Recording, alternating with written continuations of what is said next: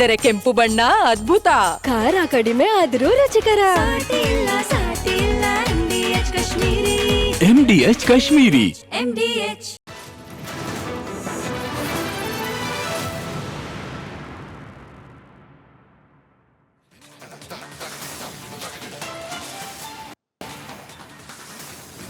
ದೇಶದಾದ್ಯಂತ IPL final fever. RCB versus Punjab ಪಂದ್ಯಕ್ಕೆ count down. ಕೆಲವೇ ಕ್ಷಣಗಳಲ್ಲಿ ಟಾಸ್.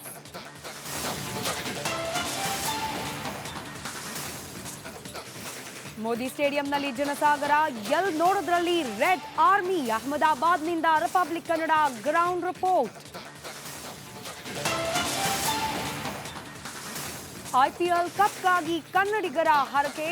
RCB ಗೆಲುವಿಗಾಗಿ ದೇವರ ಮೊರೆ. ಹುಬ್ಬಳ್ಳಿ, ಹೊಸಕೋಟೆ ಸೇರಿ ಹಲವೆಡೆ ಬಿಗ್ ಸ್ಕ್ರೀನ್ ಅಳವಡಿಕೆ. ಕಮಲ್ ಹಾಸನ್ಗೆ ಹೈಕೋರ್ಟ್ ಶಾಕ್. ಜೂನ್ 5ರಂದು ಆಗಲ್ಲ ಥಗ್ ಲೈಫ್ ರಿಲೀಸ್.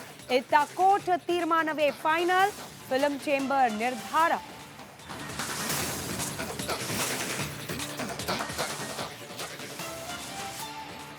ಪಹಲ್ಗಾಮ್ ಉಗ್ರ ದಾಳಿ ಖಂಡಿಸಿ ದ್ವೇಷ ಭಾಷಣ ಆರೋಪ. ಹಿಂದೂ ಮುಖಂಡ ಅರುಣ್ ಪುತ್ತಿಲಾಗೆ ಮತ್ತೆ ನೋಟಿಸ್. ಪುತ್ತೂರು ನಗರ ಠಾಣೆ ಪೊಲೀಸರಿಂದ ತಗಾದ.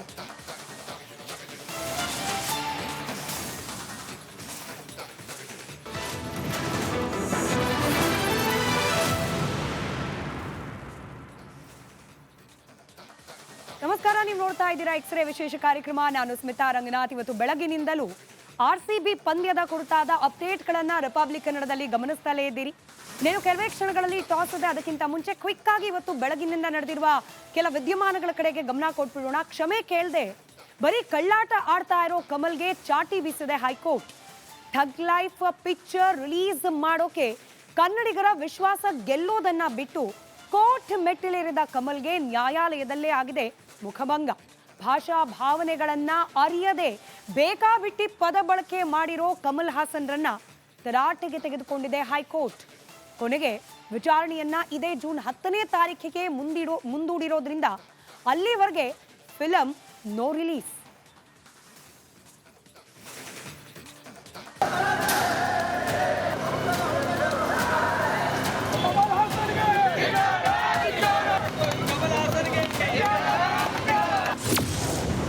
ಸದ್ಯಕ್ಕಿಲ್ಲ ಕಮಲ್ ಥಗ್ ಲೈಫ್ ಚಿತ್ರ ರಿಲೀಸ್. ಜೂನ್ 10ಕ್ಕೆ ವಿಚಾರಣೆ ಮುಂದೂಡಿದ ಕೋರ್ಟ್.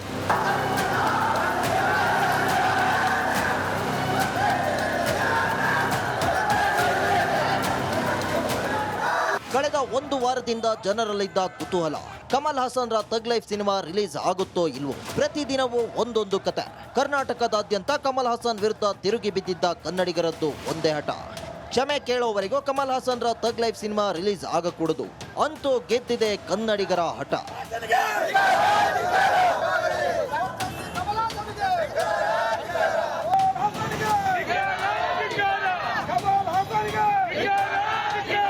ನಿಗದಿಯಂತೆ ಜೂನ್ 5ರಂದು ಇತರೆಡೆಯಂತೆ ಕರ್ನಾಟಕದಲ್ಲೂ ಬಿಡುಗಡೆಯಾಗಬೇಕಿದ್ದ ಥಗ್ ಲೈಫ್ ಸಿನಿಮಾ ಈಗ ರಿಲೀಸ್ ಆಗ್ತಿಲ್ಲ. ಇದಿರಲಿ, ಸದ್ಯದ ಬೆಳವಣಿಗೆ ಏನಂದ್ರೆ ಜೂನ್ 10ರ ತನಕವೂ ಕರ್ನಾಟಕದಲ್ಲಿ ರಿಲೀಸ್ ಆಗ್ತಿಲ್ಲ ಕಮಲ್ ಹಾಸನ್ರ ಥಗ್ ಲೈಫ್.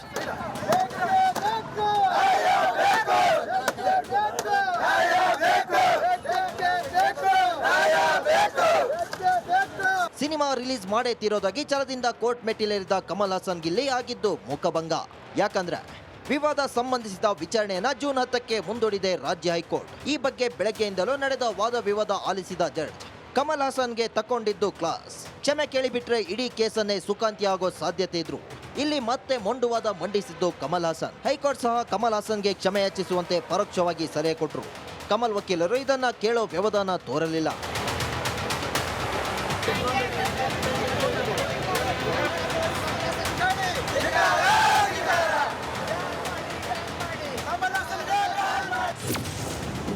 ಪ್ರಕರಣ ಇತ್ಯರ್ಥಪಡಿಸುವ ನಿಟ್ಟಿನಲ್ಲಿ ಆಸಕ್ತಿ ತೋರಿದ್ದ ಜಡ್ಜ್ ವಿವೇಕ ಬಳಸುವಂತೆ ಕಮಲ್ ಹಾಸನ್ಗೆ ಚಾಟಿ ಬೀಸಿದ್ದಾರೆ. ಇದೇ ಹೊತ್ತಿನಲ್ಲಿ ಕರ್ನಾಟಕದಲ್ಲಿ ಥಗ್ ಲೈಫ್ ಸಿನಿಮಾ ಬಿಡುಗಡೆ ಮಾಡೋಲ್ಲ ಅಂತ ಒಂದು ಹೆಜ್ಜೆ ಹಿಂದಿಟ್ಟ ಕಮಲ್ ಹಾಸನ್ ವಕೀಲರು. ಹೀಗೆ ಕಮಲ್ ಹಾಸನ್ರ ಚಿತ್ರ ರಿಲೀಸ್ನಿಂದ ಹಿಂದೆ ಸರಿದಾಗ ಇಲ್ಲೂ ಕಿವಿ ಹಿಂಡಿದ ಕೋರ್ಟ್ ಫಿಲ್ಮ್ ಚೇಂಬರ್ ಜೊತೆ ಸಮಸ್ಯೆ ಇತ್ಯರ್ಥಪಡಿಸಿಕೊಳ್ಳುವಂತೆ ಮಾರ್ಗದರ್ಶನ ಮಾಡಿದೆ. ವಿವಾದ ಇತ್ಯರ್ಥ ಆಗೋವರೆಗೂ ಸಿನಿಮಾ ಬಿಡುಗಡೆ ಇಲ್ಲ ಅನ್ನೋದನ್ನ ಸೂಚ್ಯವಾಗಿ ಹೇಳಿದೆ ಹೈಕೋರ್ಟ್.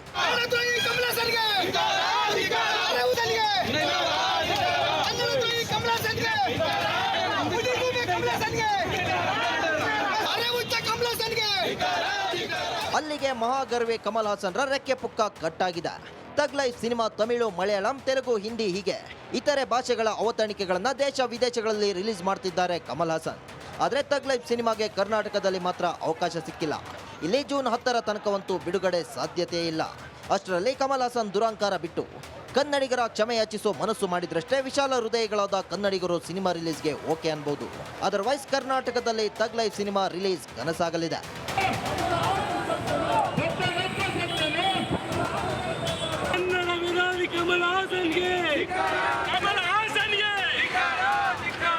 ಇನ್ನ ಸಿನಿಮಾ ನಂಬಿ ವಿತರಣೆ ಪಡೆದ ವಿತರಕರ ಕಥೆ ಏನು ಎಂಬ ಬಗ್ಗೆ ಇನ್ನೂ ಸಿಕ್ಕಿಲ್ಲ ಕ್ಲಾರಿಟಿ. ಈಗಾಗಲೇ ಕಮಲ್ ಹಾಸನ್ ಬಳಿ ತೆರಳಿದ್ದ ವಿತರಕರ ತಂಡ ಚಿತ್ರ ಬಿಡುಗಡೆ ನಿಟ್ಟಿನಲ್ಲಿ ಸಮಸ್ಯೆ ಇತ್ಯರ್ಥಪಡಿಸಿಕೊಳ್ಳಬೇಕೆನ್ನೋ ಸಲಹೆಯನ್ನು ಕೊಟ್ಟು ಬಂದರು. ಆದರೆ ಮದದಲ್ಲಿದ್ದಂಥ ಕಮಲ್ ಹಾಸನ್ ಯಾರ ಹಿತವಚನ ಕೇಳೋ ಲೆಕ್ಕದಲ್ಲಿಲ್ಲ. ಹಾಗೆ ನೋಡಿದ್ರೆ ಕಮಲ್ ಹಾಸನ್ರ ತಗ್ ಲೈಫ್ ಸಿನಿಮಾವನ್ನ ಬೆಂಗಳೂರು ಸೇರಿದಂತೆ ಕರ್ನಾಟಕದಲ್ಲಿ ರಿಲೀಸ್ ಮಾಡೋಕೆ 8 ಕೋಟಿ ರು ಕೊಟ್ಟು ವಿತರಣಾ ಹಕ್ಕನ್ನ ವಿತರಕರು ಪಡೆದಿದ್ದಾರೆ ಎನ್ನಲಾಗಿದೆ. ಅಲ್ಲದೆ ಈ ಹಿಂದಿನ ಲೆಕ್ಕಾಚಾರ ಗಮನಿಸಿದ್ರೆ ತಮಿಳು ಚಿತ್ರ ರಾಜ್ಯದಲ್ಲಿ 25ರಿಂದ 30 ಕೋಟಿ ರುವರೆಗೆ ಕಲೆಕ್ಷನ್ ಮಾಡೋ ನಿರೀಕ್ಷೆಯು ವಿತರಕರಲ್ಲಿತ್ತು. ಆದರೆ ಈಗ ಕಮಲ್ ಹಾಸನ್ ಹಠದಿಂದಾಗಿ ಹಾಕಿದ ಬಂಡವಾಳದ ಗತಿ ಏನು ಅಂತ ತಲೆ ಮೇಲೆ ಕೈ ಹೊತ್ತುಕೊಂಡಿದ್ದಾರೆ ವಿತರಕರು.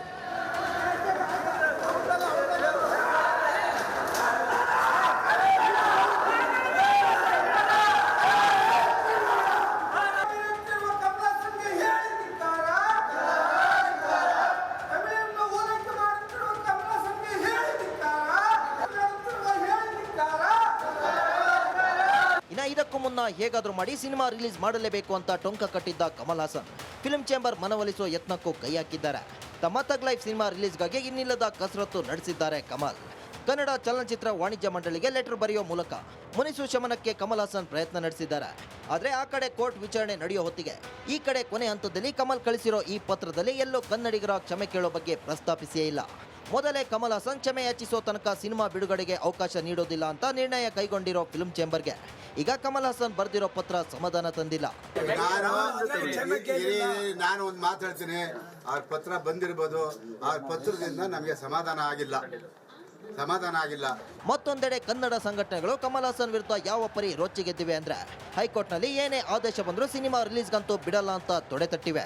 ಏನು OTT ಏನಿದಾವೆ, ಕಮಲ್ ಹಾಸನ್ ಅವರ ತಗ್ ಲೈಫ್ ಸಿನಿಮಾದ OTTಗಳು ಕರ್ನಾಟಕದ ಒಳಗಡೆ ಬರಬಾರದು. ಸರ್ಕಾರ ಇನ್ನೊಂದು ದಿಟ್ಟವಾದ ಹೆಜ್ಜೆಯನ್ನ ಇಡಬೇಕು. ಅಷ್ಟೊಂದು ದುರಂಕಾರಿ, ಕನ್ನಡಿಗರ ಕ್ಷಮೆ ಕೇಳಲ್ಲ ಅಂತ ದುರಂಕಾರಿ ಕಮಲ್ ಹಾಸನ್ ಅವರ ತಗ್ ಲೈಫ್ ಸಿನಿಮಾದ OTT ಕರ್ನಾಟಕ ಪ್ರವೇಶ ಮಾಡಬಾರ್ದು. ಕನ್ನಡಿಗರಿಗೆ ಅವಮಾನ ಮಾಡಿದ್ದಾರೆ, ಕನ್ನಡದ ಭಾಷೆಗೆ ಅವಮಾನ ಮಾಡಿದ್ದಾರೆ. ಆದ್ರಿಂದ ಈ ಹೋರಾಟ ನಿಲ್ಲುವಂತ ಪ್ರಶ್ನೆನೇ ಇಲ್ಲ.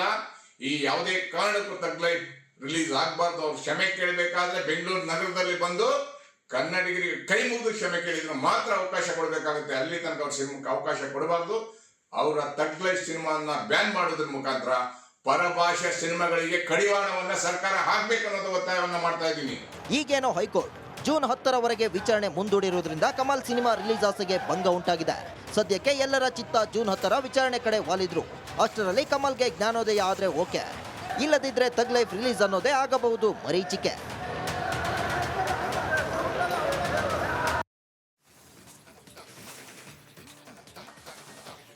ಹಿಂದೂಗಳ ಬಗ್ಗೆ ಧ್ವನಿ ಎತ್ತಿದ್ರೆ ಸಾಕು, ನಿಮ್ಮ ಮೇಲೆ FIR ದಾಖಲಾಗುತ್ತೆ. ಇನ್ನೂ ಹೆಚ್ಚಿಗೆ ಹೋರಾಟ ಮಾಡಿದ್ರೆ ಗಡಿಪಾರು ಶಿಕ್ಷೆ ಫಿಕ್ಸ್. ಇದು ಕರಾವಳಿ ಭಾಗದ ಹಿಂದೂ ಹೋರಾಟಗಾರರ ಸದ್ಯದ ಪರಿಸ್ಥಿತಿ. ಮೊನ್ನೆಯಷ್ಟೇ ಕಲ್ಲಡ್ಕ ಪ್ರಭಾಕರ್ ಭಟ್ರ ವಿರುದ್ಧ FIR ದಾಖಲಿಸಿರೋ ಪೊಲೀಸರು ಇದಾದ ಮೇಲೆ 31 ಮಂದಿ ಗಡಿಪಾರಿಗೆ ಆದೇಶ ಹೊರಡಿಸಿದ್ದಾರೆ. ಇಲ್ಲಿ ಹಿಂದೂಗಳನ್ನ ಟಾರ್ಗೆಟ್ ಮಾಡಲಾಗ್ತಿದೆ ಅನ್ನೋದು ಕೇಸರಿ ಪಡೆಯ ಆಕ್ರೋಶ. ಈ ಬಗ್ಗೆ ಒಂದು ರಿಪೋರ್ಟ್ ನಿಮ್ಮ ಮುಂದೆ.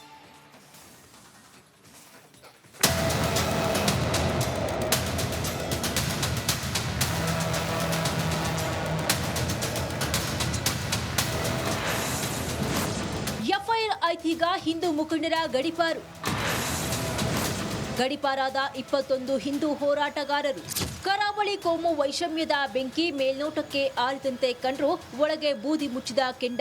ರಹಿಮಾನ್ ಹತ್ಯೆ ಬಳಿಕ ಮುನಿದಿರುವ ಮುಸ್ಲಿಮರ ಸಮಾಧಾನ ಪಡಿಸೋಕೆ ಇನ್ನಿಲ್ಲದ ಕಸರತ್ತು ನಡೆಸಿದೆ ಕಾಂಗ್ರೆಸ್ ಸರ್ಕಾರ. ಈಗಾಗಲೇ ಮುಸ್ಲಿಂ ಮುಖಂಡರ ನಡೆದ ಸಭೆಯಲ್ಲಿ ಸಚಿವ ದಿನೇಶ್ ಗುಂಡೂರಾವ್ ಎದುರಿಸಿದ್ದು ಸಿಡಿ ಮದ್ದುಗಳಂತಹ ಪ್ರಶ್ನೆಗಳನ್ನ. ಪ್ರಚೋದನಕಾರಿ ಭಾಷಣ ಮಾಡಿದ ಹಿಂದೂ ಮುಖಂಡರ ಮೇಲೆ ಕ್ರಮ ಯಾಕಿಲ್ಲ ಅಂತ ಟೇಬಲ್ ಕುಟ್ಟಿದ್ದು ಈ ಮುಸ್ಲಿಂ ನಾಯಕರು. ಇದಾದ ಮಾರನೇ ದಿನದಿಂದಲೇ ಶುರುವಾದಂತಿದೆ ಕಾಕಿ ಆಕ್ಷನ್.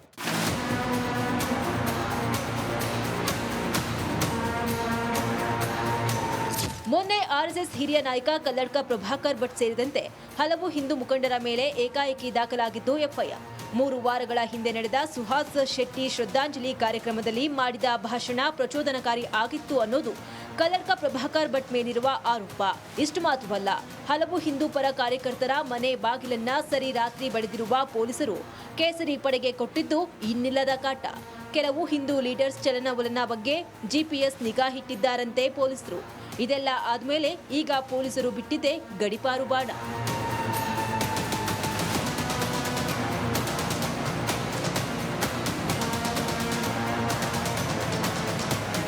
ದಕ್ಷಿಣ ಕನ್ನಡ ಜಿಲ್ಲೆಯ 21 ಹಿಂದೂ ಮುಖಂಡರನ್ನ ಗಡಿಪಾರು ಮಾಡಲಾಗಿದೆ. ಇದರಲ್ಲಿ ಅರುಣ್ ಪುತ್ತಿಲ, ಮಹೇಶ್ ಶೆಟ್ಟಿ ತಿಮರೋಡಿ, ಭಾರತ ಕುಮಡೇಲು ಸೇರಿದಂತೆ 21 ಪ್ರಮುಖರಿಗೆ ಗಡಿಪಾರು ಶಿಕ್ಷೆ ವಿಧಿಸಲಾಗಿದೆ. ಬಂಟ್ವಾಳ ನಗರ ಹಾಗೂ ಗ್ರಾಮಾಂತರ, ಪುತ್ತೂರು ನಗರ ಹಾಗೂ ಗ್ರಾಮಾಂತರ, ವಿಟ್ಲ, ಸುಳ್ಯ, ಬೆಳ್ತಂಗಡಿ, ಉಪ್ಪಿನಂಗಡಿ, ಬೆಳ್ಳಾರೆ, ಪುಂಜಲಕಟ್ಟೆ, ಕಡಬ ವ್ಯಾಪ್ತಿಯಲ್ಲಿರುವ ಲಿಸ್ಟ್ನಲ್ಲಿರುವ ಮಂದಿಯನ್ನ ಗಡಿಪಾರು ಮಾಡಲಾಗಿದೆ. ಪೊಲೀಸ್ ಇಲಾಖೆಯಿಂದ ಎಸಿ ಅವರ ಮುಖಾಂತರ ನೋಟಿಸನ್ನು ಗಡಿಪಾರು ಆದೇಶವನ್ನು ಮಾಡಿ ಇವತ್ತು ನೋಟಿಸ್ ಜಾರಿಗೊಳಿಸಿದ್ದಾರೆ.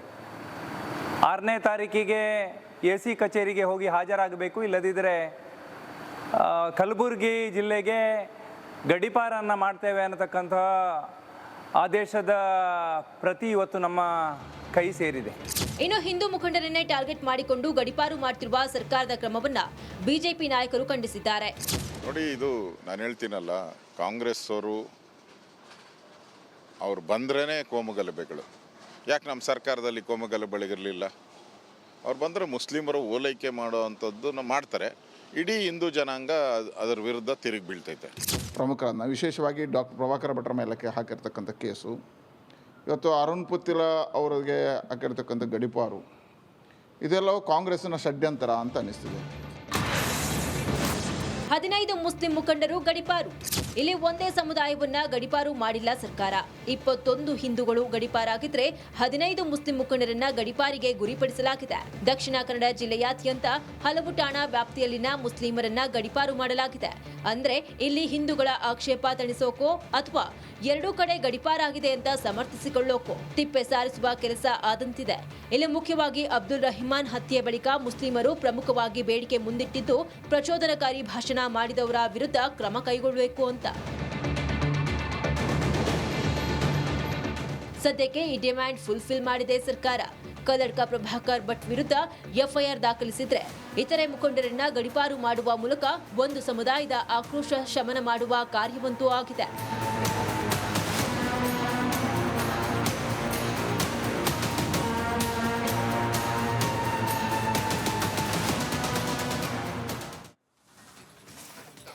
ಸದ್ಯಕ್ಕೆ ಕರಾವಳಿಯಲ್ಲಿ ಶಾಂತಿ ಸ್ಥಾಪನೆಯ ಪ್ರಯತ್ನ ಆಗಬೇಕಾಗಿದ್ದ ಜಾಗದಲ್ಲಿ ಇದೀಗ ಎಫ್ಐಆರ್, ಗಡಿಪಾರು, ನೋಟಿಸ್ ಇಂಥದ್ದೇ ಪ್ರಹಸನಗಳು ಮೇಲಿನ ಮೇಲೆ ನಡೀತಾ ಇದೆ.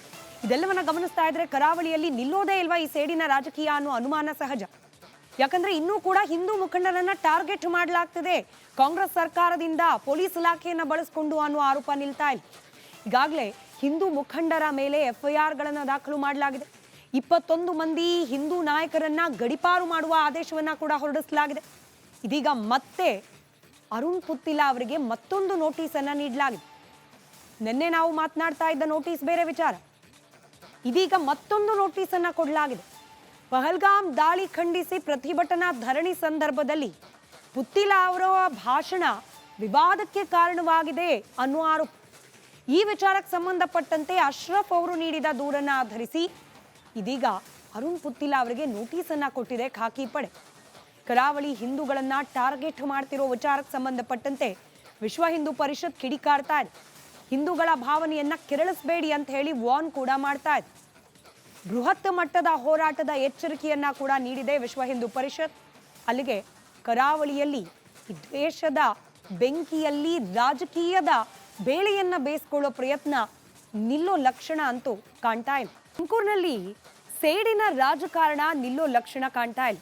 ಹೇಮಾವತಿ ಹೋರಾಟಗಾರರ ಮೇಲೆ ಎಫ್ಐಆರ್ ದಾಖಲಿಸಿದ ಬೆನ್ನಲ್ಲೇ ಯೋಜನೆ ನಿಲ್ಲಿಸೋ ಮಾತೇ ಇಲ್ಲ ಅನ್ನೋ ಅರ್ಥದಲ್ಲಿ ಮಾತನಾಡ್ತಿದ್ದಾರೆ ಕುಣಿಗಲ್ ಶಾಸಕರು. ಇದರ ಬೆನ್ನಲ್ಲೇ ಕೆನಾಲ್ ಕಾಮಗಾರಿ ಸ್ಥಳಕ್ಕೆ ಬಿಜೆಪಿ ರಾಜ್ಯಾಧ್ಯಕ್ಷ BY ವಿಜಯೇಂದ್ರ ಕೂಡ ಭೇಟಿ ಕೊಟ್ಟಿದ್ದಾರೆ. ಈ ಕೆನಾಲ್ ಕಾದಾಟದ ವಿಚಾರದಲ್ಲಿ ಇವತ್ತಾದ ಬೆಳವಣಿಗೆಗಳ ಒಂದು ಡೀಟೇಲ್ ರಿಪೋರ್ಟ್ ನಿಮ್ಮ ಮುಂದೆ.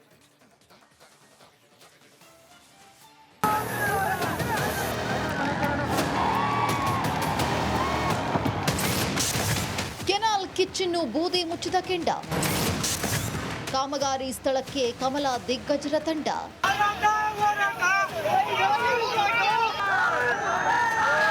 ಮೂರು ದಿನಗಳ ಹಿಂದೆ ಬೃಹತ್ ಪಾದಯಾತ್ರೆ ಮೂಲಕ ತಮ್ಮ ತಾಕತ್ತೇನು ಅನ್ನೋದನ್ನ ನಿರೂಪಿಸಿದ್ದು ತುಮಕೂರಿನ ರೈತರು.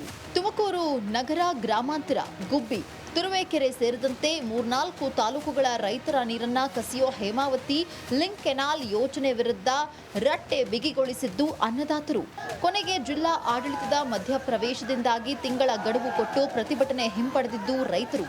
ಇದಾದ್ಮೇಲೆ ನೋಡಿ ಅಸಲಿ ವರಸೆ ತೋರಿದ್ದು ಕೈ ಸರ್ಕಾರ. ಏಕೆಂದ್ರೆ ಮಾರನೇ ದಿನ 100ಕ್ಕೂ ಹೆಚ್ಚು ರೈತಪರ ಹೋರಾಟಗಾರರ ವಿರುದ್ಧ ಫಿಟ್ ಆಗಿದ್ದು 13 ಎಫ್ಐಆರ್.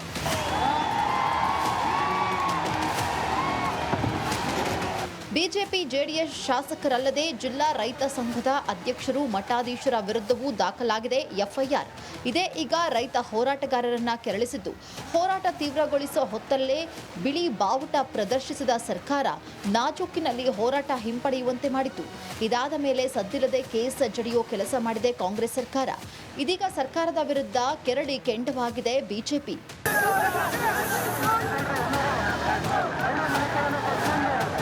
ಇನ್ನೊಂದೆಡೆ ಗಾಯಕ್ಕೆ ಬರೆ ಎಳೆಯದಂತೆ ಹೇಮಾವತಿ ಲಿಂಕ್ ಕೆನಾಲ್ ಯೋಜನೆ ಜಾರಿಗೊಳಿಸಿಯೇ ಸಿದ್ಧ ಅಂತ ತೊಡೆ ತಟ್ಟಿದ್ದಾರೆ ಕುಣಿಗಲ್ ಶಾಸಕ ರಂಗನಾಥ್.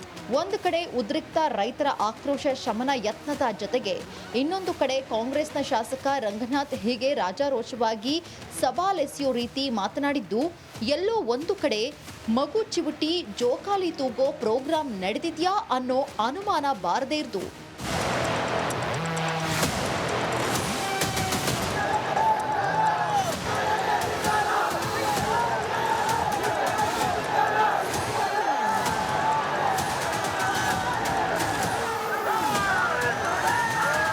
ಇದೇ ಹೊತ್ತಲ್ಲಿ ಅಖಾಡಕ್ಕಿಳಿದಿದೆ ರಾಜ್ಯ ಬಿಜೆಪಿ.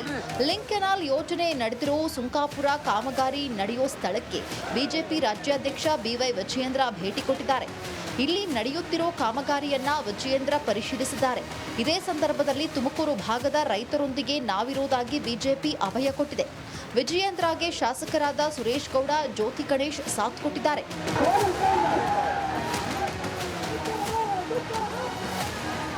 ಡಿಕೆ ಶಿವಕುಮಾರ್, ಮಾಗಡಿ ಶಾಸಕ ಬಾಲಕೃಷ್ಣ, ಕುಣಿಗಲ್ ಶಾಸಕ ರಂಗನಾಥ್ ಯೋಜನೆ ಪರವಾಗಿದ್ರೆ, ತುಮಕೂರಿನ ಬಿಜೆಪಿ ಜೆಡಿಎಸ್ ಶಾಸಕರು ಯೋಜನೆ ವಿರೋಧ ನಿಂತಿದ್ದಾರೆ. ಯೋಜನೆಗೆ ಗುಬ್ಬಿ ಕಾಂಗ್ರೆಸ್ ಶಾಸಕ ಎಸ್ಆರ್ ಶ್ರೀನಿವಾಸ್ ಕೂಡ ಅಸಮಾಧಾನ ಹೊರಹಾಕಿದ್ರು. ಪಕ್ಷದ ಹಿರಿಯ ನಾಯಕರ ವಿರುದ್ಧ ತೊಡೆ ತಟ್ಟುವ ಶಕ್ತಿ ಇವರಿಗಿದೆಯಾ ಅನ್ನೋ ಡೌಟ್ ಇದೆ. ಸೊಗಡು ಶಿವಣ್ಣ ಅಮರಣಾಂತರ ಉಪವಾಸ.